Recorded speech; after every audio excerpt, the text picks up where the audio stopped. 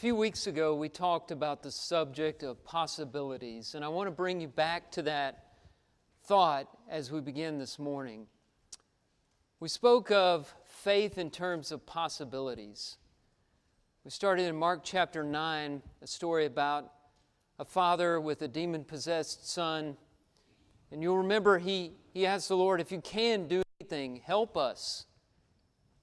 And Jesus said, if you can, all things are possible for the one who believes. And then we looked at the next chapter, Mark chapter 10. A rich young ruler comes to Jesus, asks what he needs to do to inherit eternal life.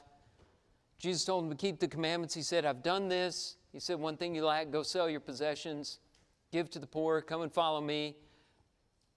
The young man went away sorrowful. And then Jesus said, it's easier for a camel to go through the eye of a needle than for a rich man to enter the kingdom of heaven. And his disciples said, then who can be saved? And Jesus said, with man this is impossible, but with God all things are possible.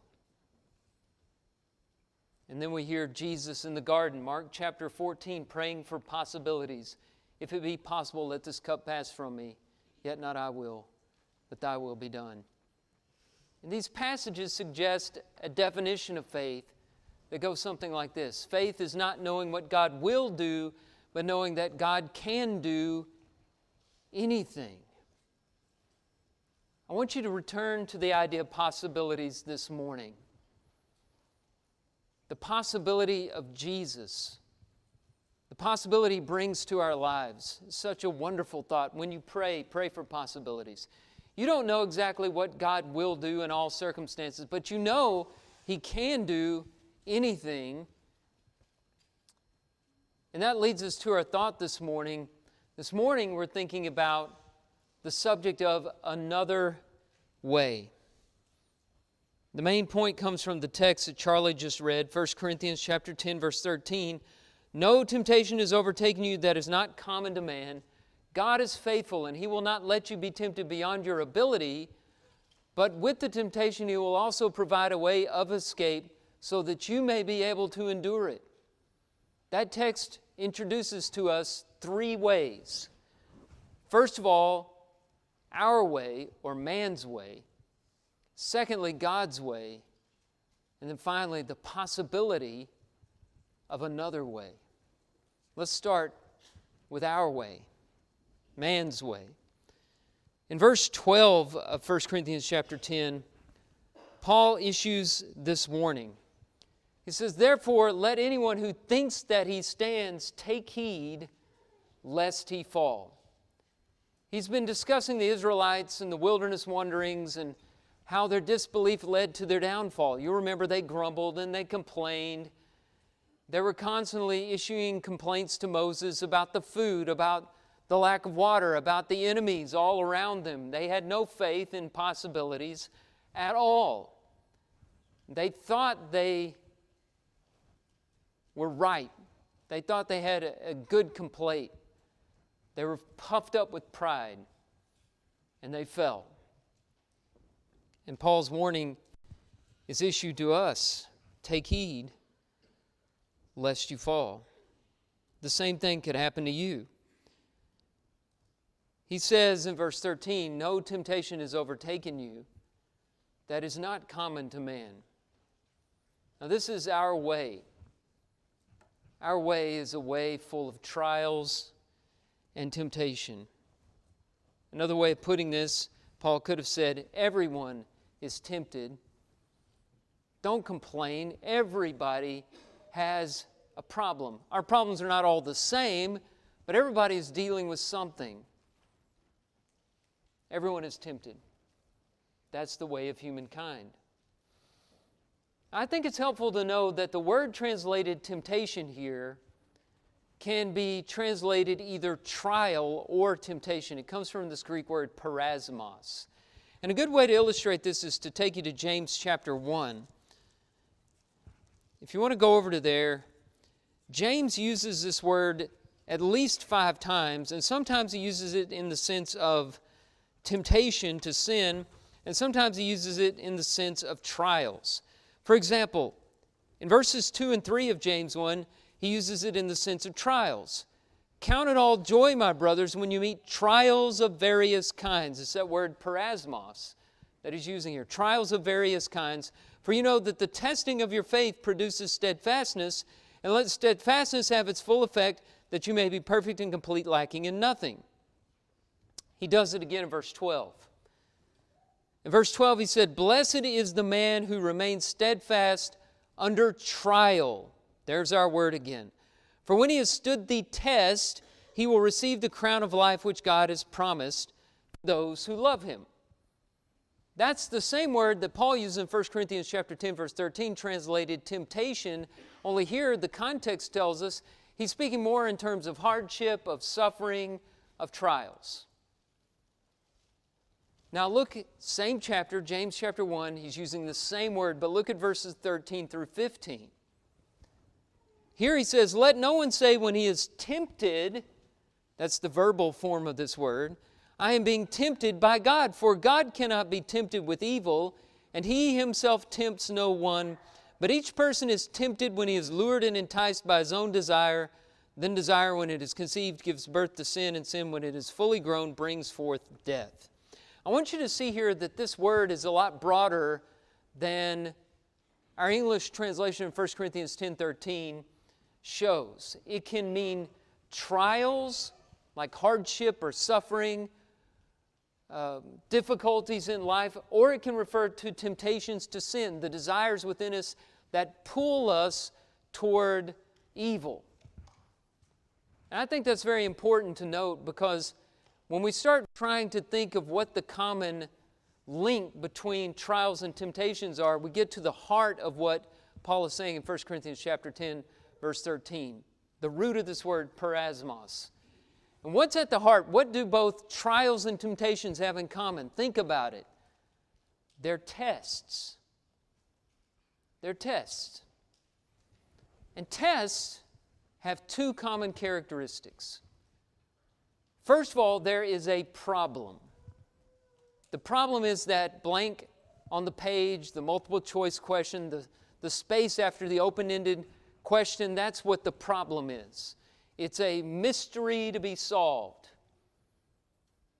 And Christ has the solutions. For those who believe in Christ, He has the possibilities. All things are possible with God. So the solution is found in Him. But that's the first characteristic of a test, a problem. And then the second characteristic is an underlying purpose. Christians believe that with every trial and with every temptation, God is not just playing with us, nor does it mean life is meaningless and senseless, but there's some underlying purpose for it. Some reason why I'm going through pain. There's some good purpose at the end of this. There's some hope around the corner. There's some reason why I live in a world that tries to twist my desires every time I turn on the TV or log on to the internet or listen to the radio or talk to a friend. There's some reason why I'm daily faced with temptation. There's some meaning behind this. That's the common link between trials and temptations, right? They're both tests. Let's say you struggle with some desire. And the world is constantly trying to take this strong desire in you that could be used for good, and it's trying to twist it through temptation to get you to do evil. Is that not a test? Does that not test your loyalty and faith in God? And if you pass the test, does it not bring you closer to Him? Let's say you're struggling with some problem, a trial that is a heavy burden in your life, health problem, loss of a loved one, financial difficulties, problems at work, problems with your children, family problems. There are all kinds of problems out there, and all of us have them. They're different, as we said, but we all have them. Do they not try you? Do they not test you to see if you really believe? Do they not make your faith real by allowing you a chance to exercise your faith? And so you see, this is common to man. This is our way, a way full of trials and temptations, as we just sang a moment ago. But there's a reason for it. They're tests. And tests, yes, have problems. But tests also have a purpose to bring us closer to God. Now, another interesting thought when we consider that no temptation has overtaken you that is not common to man is that Jesus became human, which means Jesus faced temptation as well. Otherwise, he wouldn't have been human. It's the way of humanity, trials and temptations. So in Hebrews chapter 4, verse 15, the writer says this, "We do not have a high priest," speaking of Jesus, "who is unable to sympathize with our weaknesses, but one who in every respect has been tempted as we are, yet without sin." Jesus knows what it's like to be tempted. Jesus knows what it's like to be tried. He suffered problems just like you and I. He actually has suffered far more than we will ever know. He knows what it's like for the devil to try to tap into your desire and twist it for evil. He knows all about that. We have a high priest who can sympathize with us. What a blessing that is. Because he'll be fair to us and merciful. But know this, our way is a way of trials. Our way is a way of temptations. And these are tests. And the way to fail the test is to mistake the trial for a trap. You see, when you see a problem as a trap, or you think temptation is just God's way of playing with you, or maybe it just means there is no God. When you see it that way, then you've forgotten there's a purpose in all of this. But God can use it to make you better, to make you steadfast, to bring you closer to Him. And we have to remember this when we go on our way of trials and temptations. Let's look in the second place at God's way, because this is also revealed in the text of 1 Corinthians chapter 10, verse 13. After saying that our way is temptation and trials, no temptation has overtaken you that is not common to man. Secondly, Paul says God has a way of faithfulness. God is faithful. Now, religious scholars have a name for this. They call it God's immutability. That's a big word that just means that God doesn't change. Malachi said it in Malachi chapter 3, verse 6, "I, the Lord, do not change." James said it in James chapter 1, verse 17, "With God there is no variation or shadow due to change." God doesn't change. He is infinite in all His divine attributes. He is always the same. He is always righteous. He is always merciful. He is always loving. He is always faithful. He doesn't change His mind, so He will not revoke His word. He doesn't change His promises, so we're not fools to believe in them. He doesn't change His word, so He never lies. And so after being told that temptations and trials are common to the experience of all people, we're comforted with the thought of God's faithfulness. And that should be a source of strength and comfort. It was for Jeremiah when he was literally sitting on the rubble of the city of Jerusalem, his beloved city, the holy city of God. He wrote these words in Lamentations 3:22 and following, "The steadfast love of the Lord never ceases. His mercies never come to an end. They are new every morning. Great is your faithfulness." 2 Timothy 2:13 says, "If we are faithless, He remains faithful, for He cannot deny Himself." And so according to the text, because God is faithful, He will not allow you to be tempted beyond your ability. How is it we say sometimes God will not put more on you than you are able to stand? If God is faithful, why would He challenge us beyond our abilities? That's not fair. The Creator who made us, He knows what we can handle. He knows our strength better than we do. Why would a faithful God tempt us, allow us to be tempted rather, beyond our ability? He's not going to allow that to happen.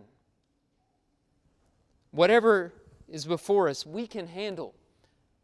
Now, knowing that, Paul says in this context, 1 Corinthians 10:14, he says, flee idolatry, because in Corinth, idolatry was a big problem. In this letter, he also talks about sexual immorality. He talks about division and jealousy and envy and all kinds of other temptations. And we don't struggle with idolatry the same way they did, although we have our idols in this world. But whatever the sin is, whatever the trial is, whatever the problem is, remember, God is faithful. He's not going to put more on you than you can handle. He will not allow you to be tempted beyond your ability. That's God's way. That's who He is.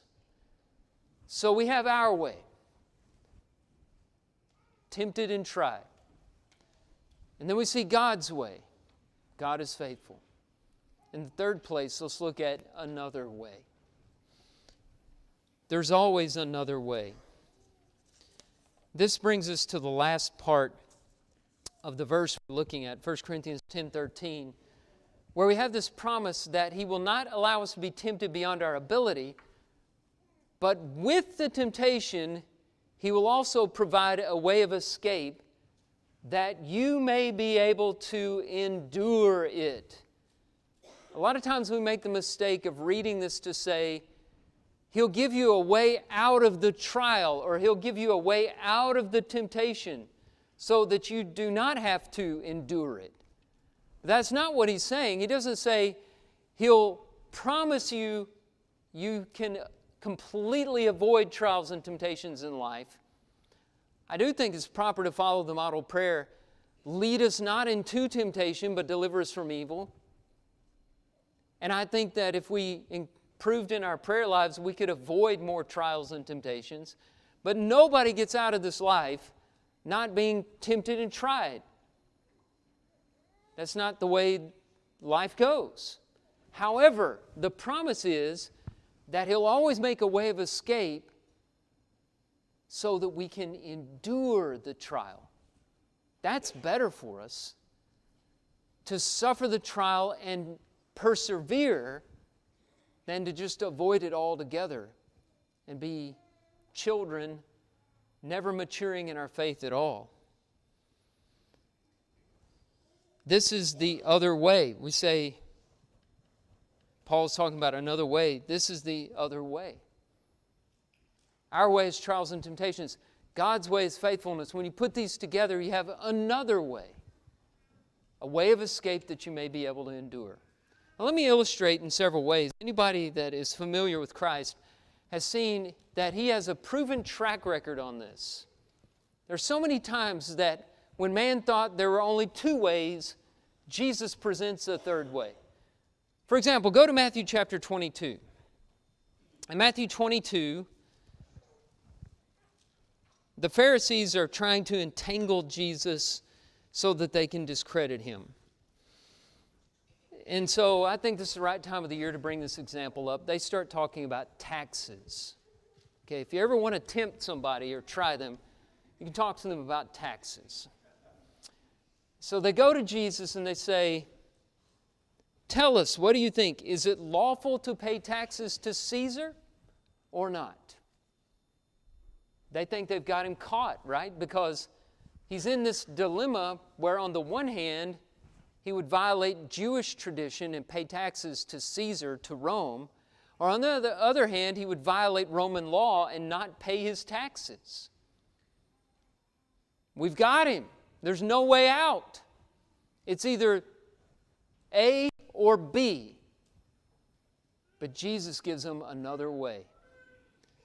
And here's what He says. He says, no, I'll render unto everyone what I owe. To Caesar what is Caesar, and to God what is God's. It doesn't have to be one or the other.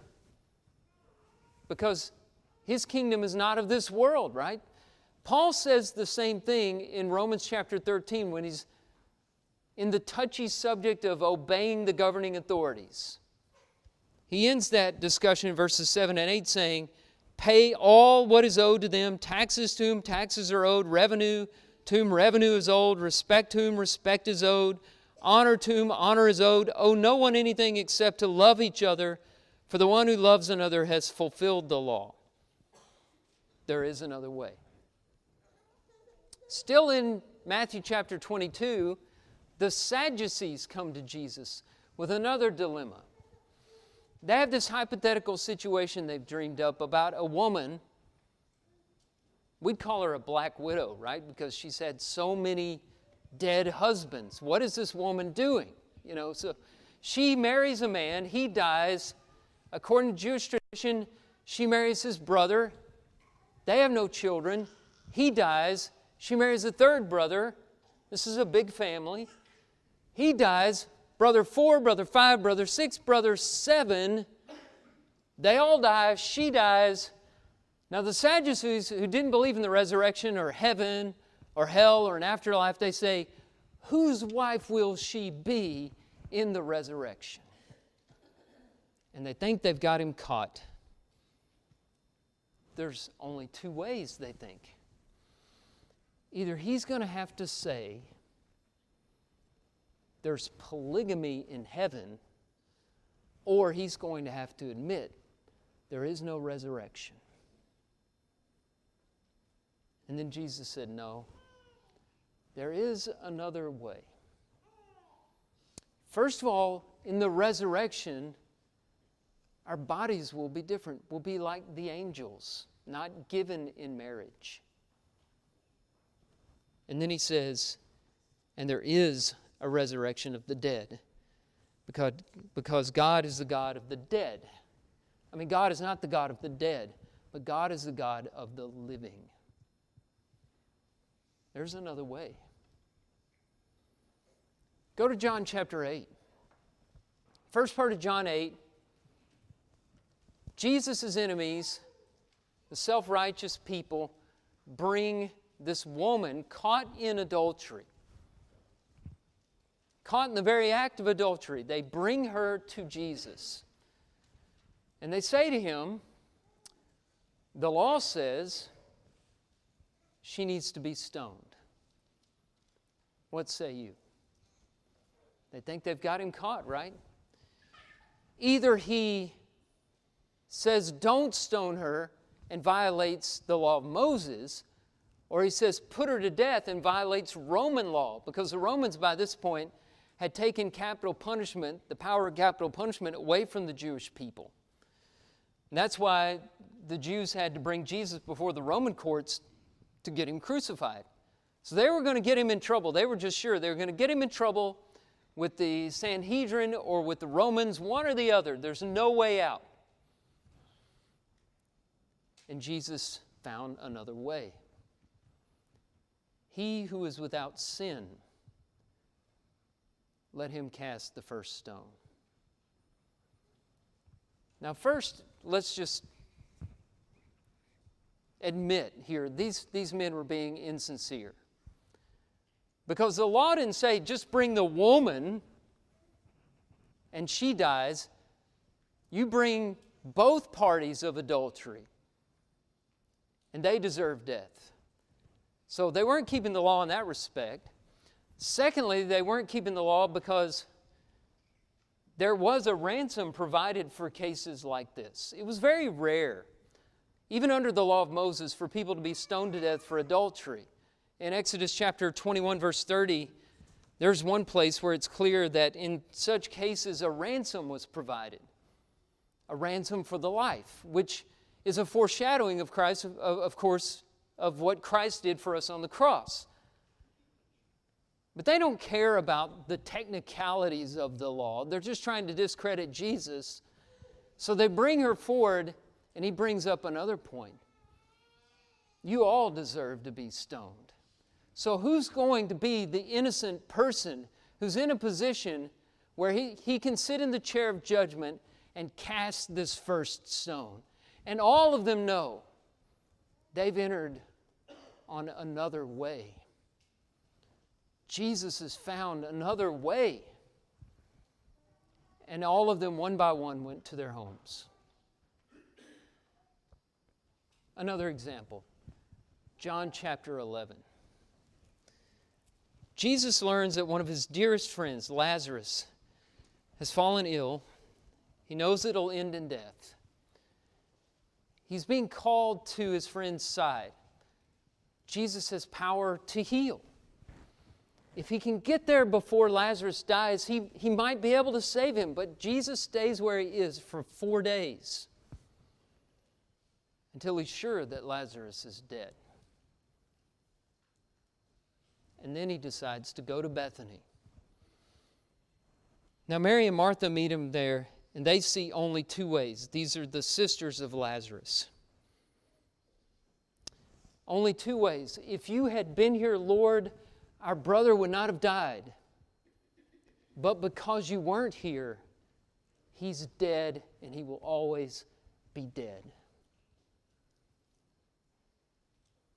And that's when Jesus unexpectedly showed them another way. He went to the tomb weeping. And he cried, "Lazarus, come forth!" And this man who had died came out of the tomb. And Jesus said this, "I am the resurrection and the life. Whoever believes in me, though he dies, yet shall he live." He gave them another way. And I want you to know, there's always another way. There are a lot of people in here this morning who are going through a very difficult time.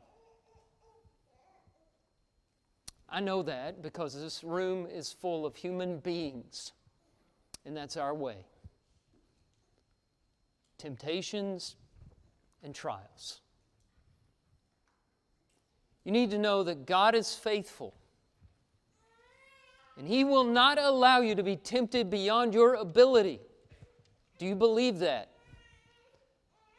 But He will provide a way of escape, and somehow, in His amazing ways, you will be able to endure it. Do you believe that? There was a point in human history where all seemed lost. The world was divided into 2 parts, the Jews and the Gentiles. The Gentiles had lost their way. They'd lost God. All had sinned. The Jews, in their hypocrisy and self-righteousness, they too, every last one of them, had sinned and turned their backs on God. All, Paul said, had sinned and fallen short of the glory of God. There was a point in human history where no person under heaven could imagine what God had in store, that there was any hope, that there was another way. And then God sent His Son, and He came to Calvary bearing His own cross and allowed men to drive nails in His hands and feet and lift Him up above the earth. And He died in humiliation with the sound of the jeering of the people who murdered Him in His ears, crying, "Father, forgive them, for they know not what they do." And He showed us another way. He showed us that He would get on the cross that we belong on and die our death so that we could live His life. And that's the gospel. It's another way. It's not just be perfect or die, because God is gracious and He's merciful, and He has made another way. Do you believe that? Have you responded in that belief by repenting of your sins and confessing that belief and being baptized? Are you living that belief daily in your life, or are you struggling in some way that you need some help this morning? Do you need our prayers? We're going to sing an invitation song. If we can encourage you in any way, let us help you down that other way right now as we stand together and as we sing.